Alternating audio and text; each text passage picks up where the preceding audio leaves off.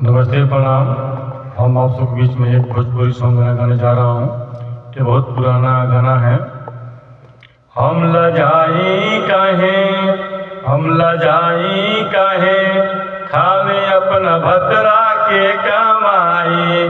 हम लजाई काहे, खानी अपना भतरा के कमाई। एक दिन कहली सासू भोजन बना द बहू। एक दिन कहली सासू भोजन बना द बहू। तो कनियवा कहतिया हमार बनावल तो खा के भोगा ये जेबू। एक दिन कहली सासू भोजन बना द बहू।